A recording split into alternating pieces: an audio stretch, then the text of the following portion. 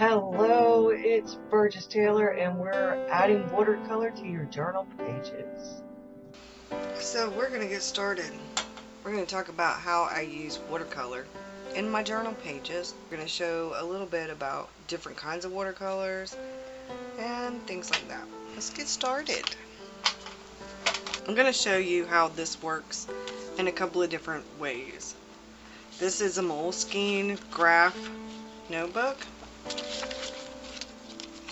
the kind that a lot of people use for bullet journaling. And some people use them for Fauxbonichi style journaling and stuff like that. Now, these colors are very pretty.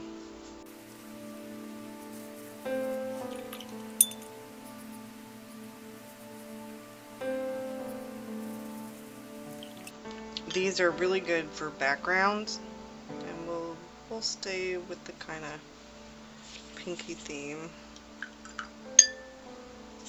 We'll do some purple.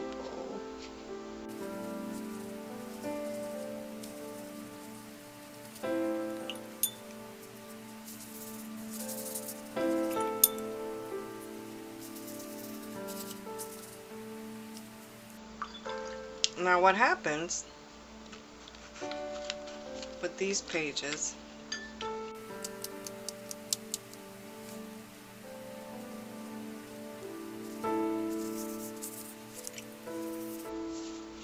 Alright, now watch what happens when I try to add,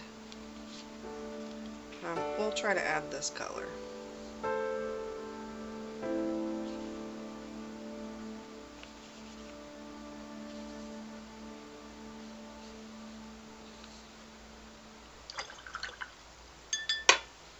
Hold on. Now what happens, usually if you plop down too much watercolor, you can pick it up, the droplets anyway, and it leaves that kind of water puddle effect, like rain spot. Okay, now you can't feel the texture,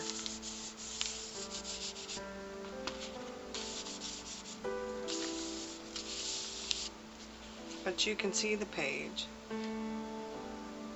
And it's pretty because you can write on this, but it does leave a little bit of a chalky feel to these. Now, if you're just going to be journaling and you're going to be doing backgrounds, you might do a little bit of painting here and there, like where you draw a few little things and stuff. This is fine for your journals. But what happens, and let's get a pen. The only thing about it is the texture of this leaves a little bit of a chalky. Sometimes I find that my pens don't write as smooth because it does leave a little bit of a chalky residue. But I use these. As you can tell, I use them quite a bit. So let's put these to the side. And then let's try, if you really want to do a background, you can use, these are Prismacolor Premier New Pastel color sticks. And I'm going to show you with one page, I'll skip a page. I'm going to show you what I do with Inktense pencils or what I can do with these. So we'll stick with the blue, the purple, that kind of thing.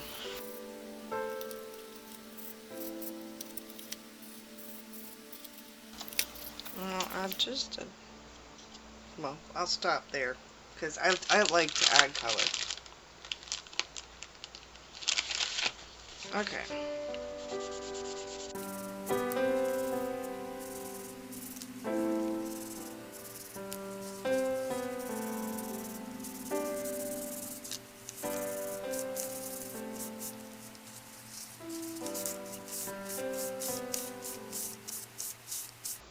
Now, if you wanted shapes, you could do shapes with them. I mean, I could do this.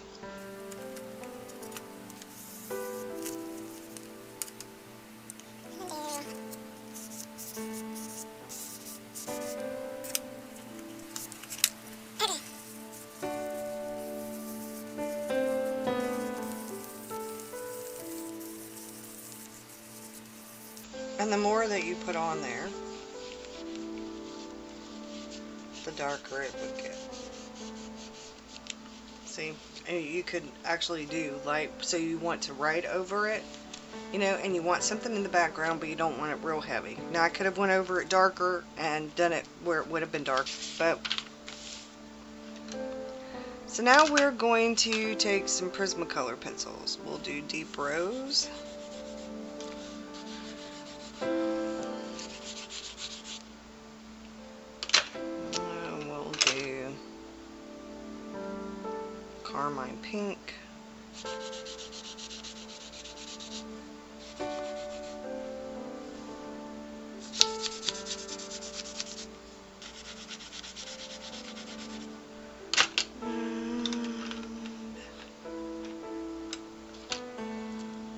This is the Aquarelle by Canon Dash.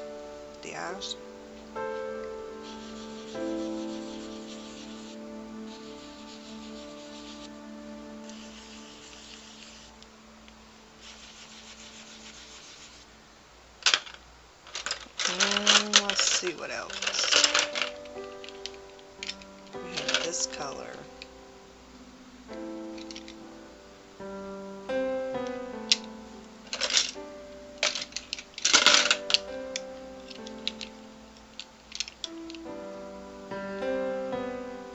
And I have a deep violet.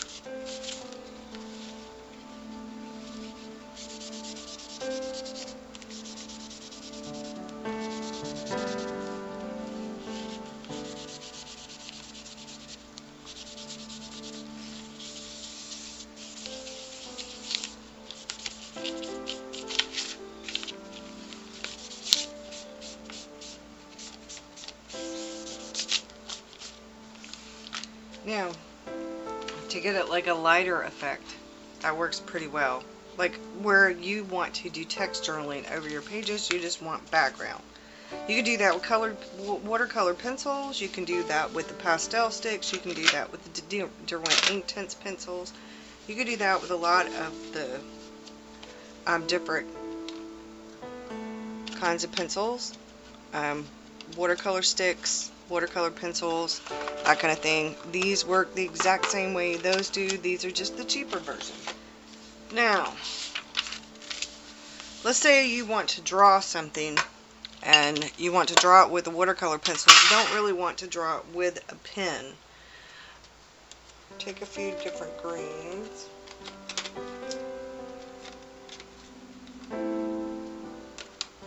And a brown.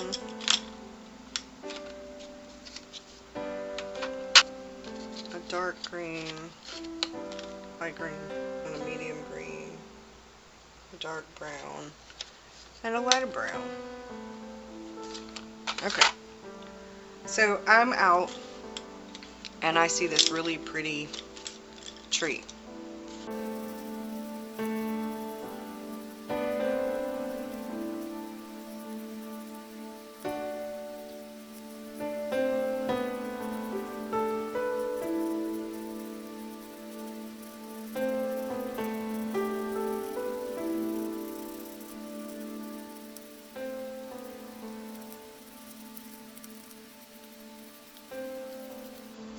Okay, so I have the basic, and then I'm going to go in with my lighter brown.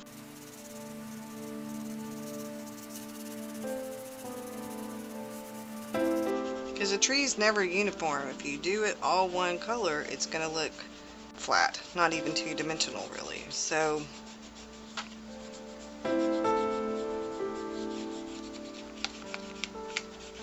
now I'm just talking about journal pages.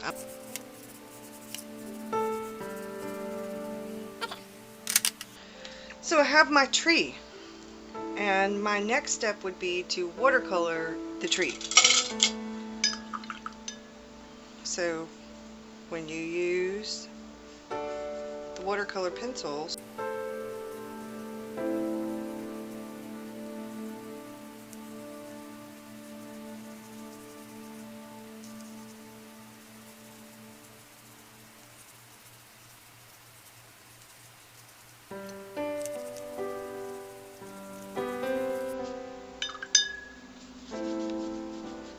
I want some of the lines to kind of show that are from the pencil, and I want some of the lines not to show. So I'm kind of going over the ones, just not necessarily looking at anything, just having fun, just making sure that I leave.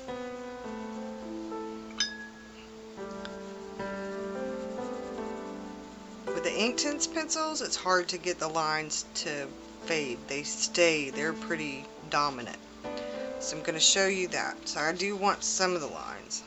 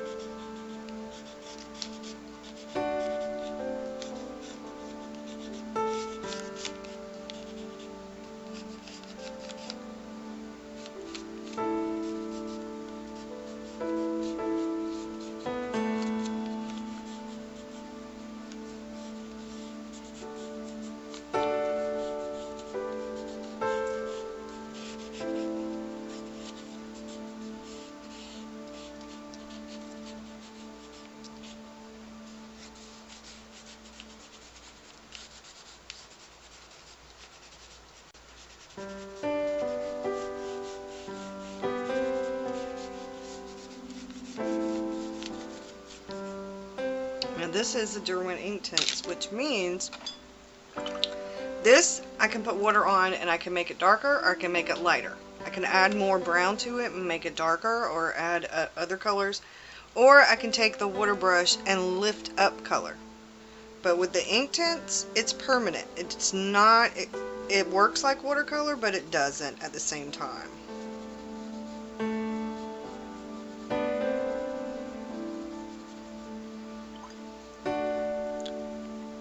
So when I put regular watercolor down sometimes and I want something to stay, to be permanent, to not lift, like especially dark lines, I'll use an Inktense pencil sometimes.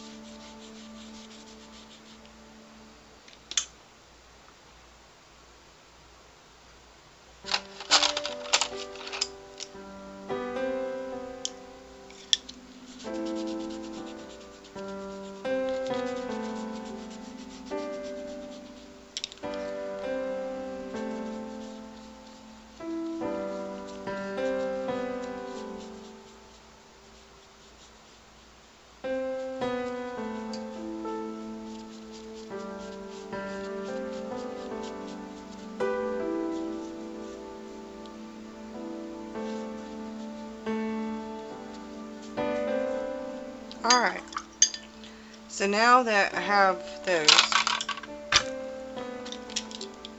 I can do more pencil work, or I can actually add some regular watercolor to this.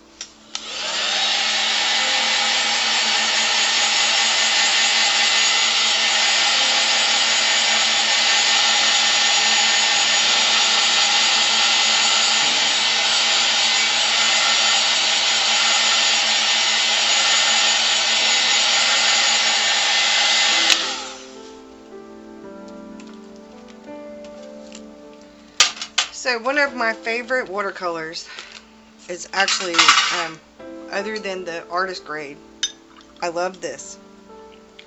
So we're going to pop down some leaves.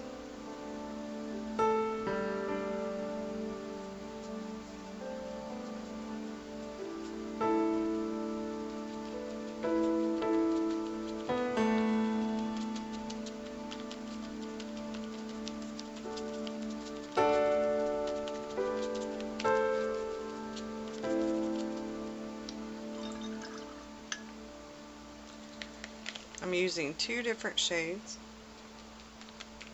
so far.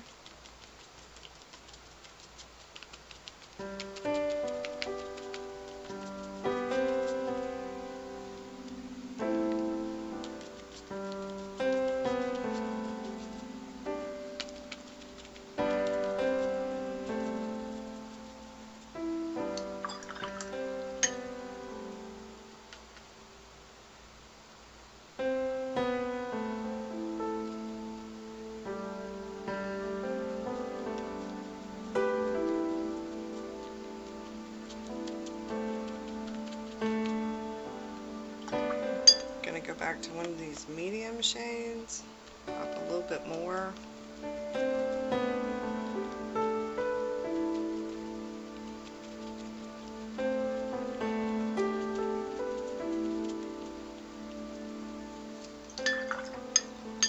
And then we're going to get some yellow.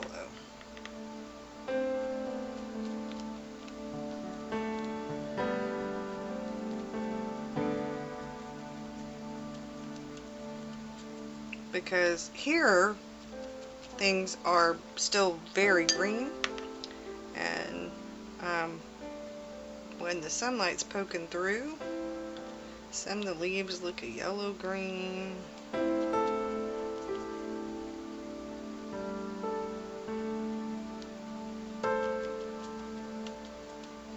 Okay, now we're going to go to this.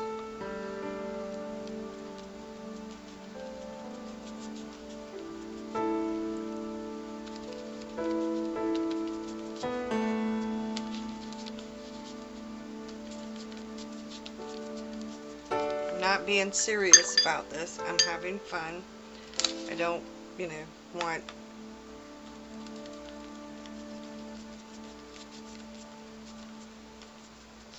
okay. Now if I want to do the sky back here, which is what I want to do, I'm going to have to let some of this dry. Okay, so now you can kind of see. You're going to see the edges of this wooden contraption, but that can't really be helped right now. So if I were doing something in a journal and I didn't want anything major, this is how it looked after I finished, after I put a tiny bit of blue and I put a quote. Some days you don't really feel like doing a whole bunch of stuff, or sometimes this is what you want. Like, you could write over this entire thing if you wanted. I put a quote here. That was actually, I think, Monday's quote from the daily quote thing that I look up. Those pages that I created with the Artist Loft watercolors and the Derwent ink tints. See the little tree and the clouds and the sun.